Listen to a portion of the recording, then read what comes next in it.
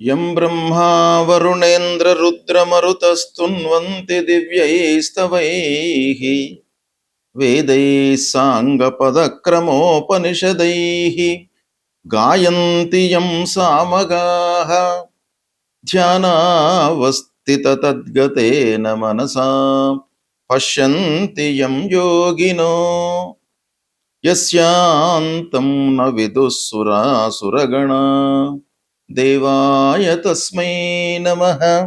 శ్రీ మహాగణాధిపతయే నమః. శ్రీ మహాసరస్వత్యై నమః. శ్రీ గురుభ్యో నమః. శుక్రగోచారము అంటే శుక్రుడు రాశి మారుతున్నటువంటి సందర్భంలో జాతకునికి ఎలాంటి ఫలితాలు ఇస్తాడు? శుక్రుడు శుభగ్రహము కాబట్టి శుక్రుడి యొక్క సంచారము తద్వారా కలిగేటువంటి ఫలితాలు మనకు చాలా ముఖ్యమైనటువంటివి. ప్రతి మనిషి కూడాను జీవితంలో సుఖమయమైనటువంటి ఒక అర్థవంతమైనటువంటి జీవితాన్ని గడపడానికి శుక్రుడి యొక్క అనుగ్రహము అంటే మన జన్మ జాతకంలో శుక్రుడు మంచి స్థానాలలో ఉండడము, గోచార రీత్యా మంచి స్థానాలలో శుక్రుడు సంచరించడము, ఇది చాలా ఆవశ్యకమైనటువంటి విషయం. కనుక శుక్రుడి యొక్క ఫలితం పైన మనము ఫోకస్ పెడదాం.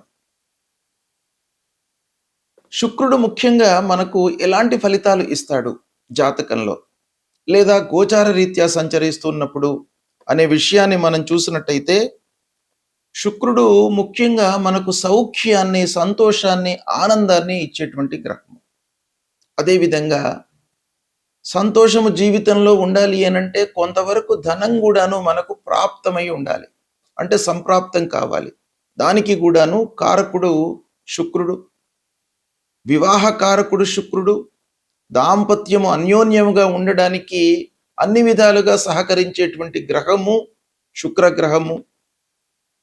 ప్రేమ వ్యవహారాలు, వాహనాల విషయం మూలకంగా మనకు సంతృప్తి జీవితంలో పొందడము, స్త్రీల విషయంలో మనము సంతోషంగా ఉండడము, స్త్రీల మూలకంగా మనకు పనులు నెరవేరడము, విలాసవంతమైనటువంటి జీవితం గడపడము, ఒప్పందాలు చేసుకోవడం, ఆర్థిక ఒప్పందాలు కానివ్వండి, పని విషయంలో ఒప్పందాలు కానివ్వండి, వీటన్నిటికీ కూడాను శుక్రుడు కారకుడు అన్నమాట.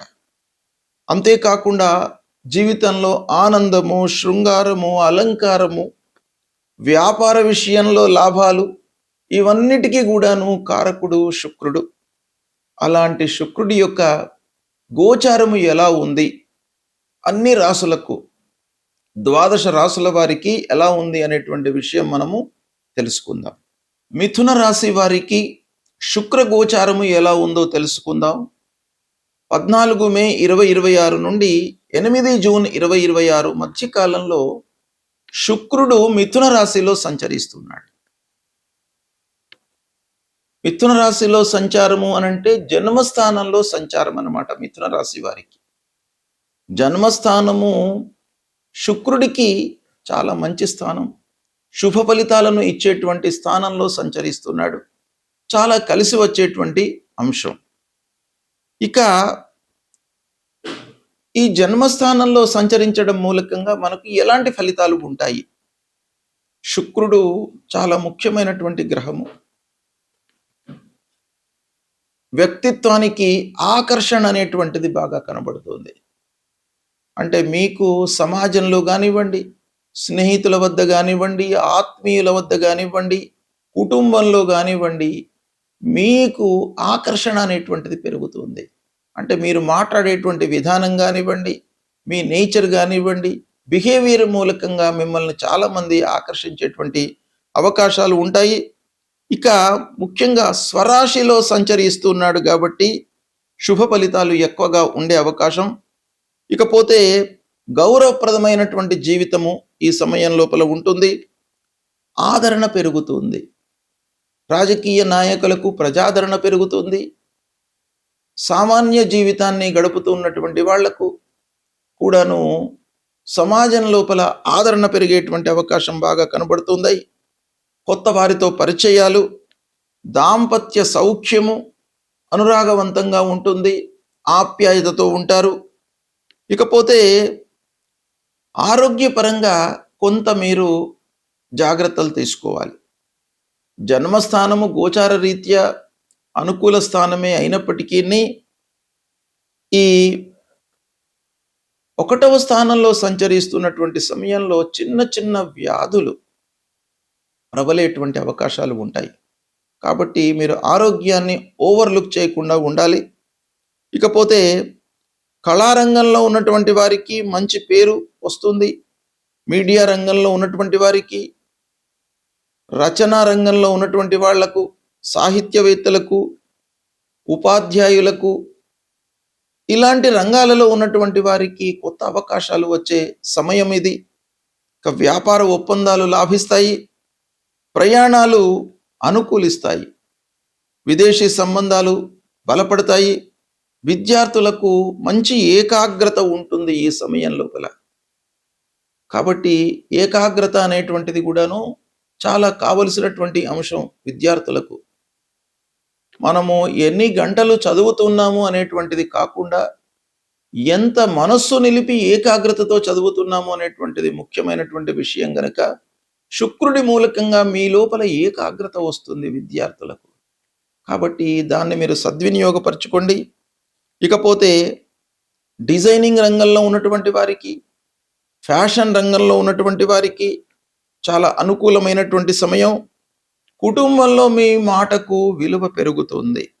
కొత్త వస్త్రాలు, అలంకార వస్తువులు, ఆభరణాలు ఇవి కొనాలి అనేటువంటి ఒక ఆసక్తి పెరుగుతుంది. ప్రేమ వ్యవహారాలలో అనుకూలమైనటువంటి సమయము. ఆధ్యాత్మికత పైన ఆసక్తి పెరుగుతుంది. మిత్రుల సహాయం కూడాను మీకు అన్ని విధాలుగా లభిస్తుంది. గౌరవప్రదమైనటువంటి సమావేశాలలో పాల్గొంటారు. శుభకార్యాలకు వెళుతుంటారు. మీరు కూడాను శుభకార్యాల విషయమై నలుగురిని ఆహ్వానిస్తారు. అంటే శుభకార్యాలు జరిగే అవకాశం బాగా ఉంది. వివాహాది శుభకార్యాలు. ఇకపోతే రావాల్సినటువంటి డబ్బు అందుతుంది. కోర్టు వ్యవహారాలలో అభివృద్ధి కనబడుతుంది. ఉద్యోగంలో మీరు ప్రశంసలను పొందుతారు. అంటే మీ పనితనానికి గుర్తింపు లభిస్తుంది. నలుగురు మిమ్మల్ని కొనియాడడం అనేటువంటిది ఈ సమయంలో మీకు చాలా సంతృప్తినిచ్చేటువంటి అంశం. మహిళలకు ముఖ్యంగా ఈ సమయం బాగా కలిసి వస్తుంది. సంతృప్తిగా ఉంటారు. అయితే కొంత ఆరోగ్యపరమైనటువంటి చిన్న చిన్న సమస్యలు తలెత్తే అవకాశం ఉంది. కాబట్టి దానిపైన మనస్సు నిలపాలి. పిల్లలతో ఆనందంగా గడుపుతారు.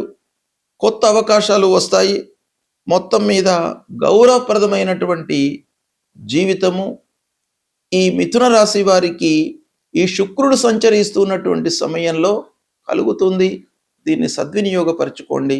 శుక్ర గోచారము అత్యంత ప్రాధాన్యతను సంతరించుకున్నటువంటి సంచారము. శుభగ్రహాలలో శుక్రుడు చాలా ముఖ్యమైనటువంటి గ్రహము.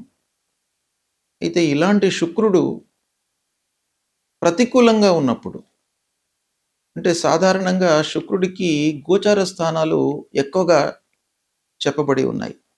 అంటే శుభస్థానాలు ఎక్కువగా ఉన్నాయి. 12 స్థానాల లోపల 9 స్థానాలలో సంచరిస్తున్నటువంటి సమయంలో శుభ ఫలితాలను ఇస్తాడు. కేవలము శుక్రుడికి కవి అగ దశ షడ్ వర్జ అన్నారు శాస్త్రం. అంటే శుక్రుడు 6వ స్థానము, 7వ స్థానము, 10వ స్థానము ఈ 3 స్థానాలలో సంచరిస్తున్నటువంటి సమయం లోపల ప్రతికూలమైనటువంటి ఫలితాలు ఇస్తాడు. మిగతా అన్ని స్థానాల లోపల కూడాను శుభ ఫలితాలను ఇస్తాడు. అంటే దాదాపు 9 స్థానాలలో శుభ ఫలితాలను, 3 స్థానాలలో సంచరిస్తున్నప్పుడు ప్రతికూలమైనటువంటి ఫలితాలను ఇస్తాడు. అంటే సాధారణంగా శుక్రుడి యొక్క సంచారము 75% మనకు మంచి ఫలితాలను ఇచ్చే అవకాశాలు ఉంటాయి. అయితే ఈ స్థానము, గోచార స్థానము ఒకటే కాకుండా రాశి అధిపతి, మన రాశికి అధిపతి ఎవరు?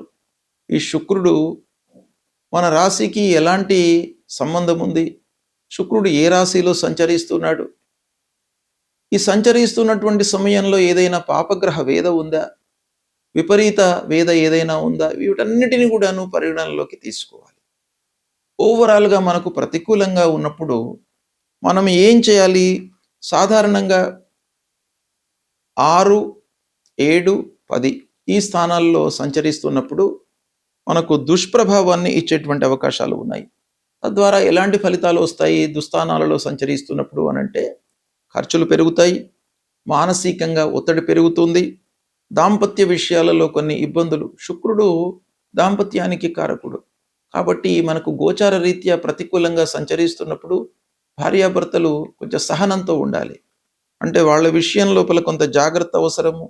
విలాసవంతమైనటువంటి ఖర్చులు పెట్టిస్తాడు కాబట్టి ఆ ఖర్చుల నియంత్రణ కూడాను మనకు అవసరము. అయితే ఇవన్నీ ఉన్నప్పటికీ పరిహారం మనం ఏం చేసుకోవాలి అనేటువంటి విషయం కూడాను ప్రధానమైనటువంటి అంశము. అయితే శుక్రుడు ప్రధానంగా ప్రతికూలంగా ఉన్నప్పుడు మనము శుక్రుడికి సంబంధించినటువంటి మూలమంత్ర జపం చేసుకోవడము, మహాలక్ష్మి అష్టోత్తరాన్ని ప్రతినిత్యం కూడాను పఠించడము, అమ్మవారిని పూజించడము, అమ్మవారి దేవాలయానికి వెళ్ళడము, ఇలాంటివి చేసినట్టయితే మీకు శుక్రుడి యొక్క అనుగ్రహం లభిస్తుంది. ముఖ్యంగా తెల్లటి వస్త్రాలను మీరు ఎక్కువగా ధరించండి ఈ సమయం లోపల. తద్వారా మీకు శుక్రుడి యొక్క అనుగ్రహం లభిస్తుంది, మీకు మంచి ఫలితాలను ఇస్తాడు. కనుక భగవంతుణ్ణి మనము స్మరించడము, కీర్తించడము, పూజించడము ఈ సమయం లోపల చాలా అవసరము. అది చేయండి. శుక్రుడు మీకు ప్రతికూలంగా ఉన్నప్పటికీ ఆనందమయమైనటువంటి జీవితాన్ని ఇస్తాడు. శుభం.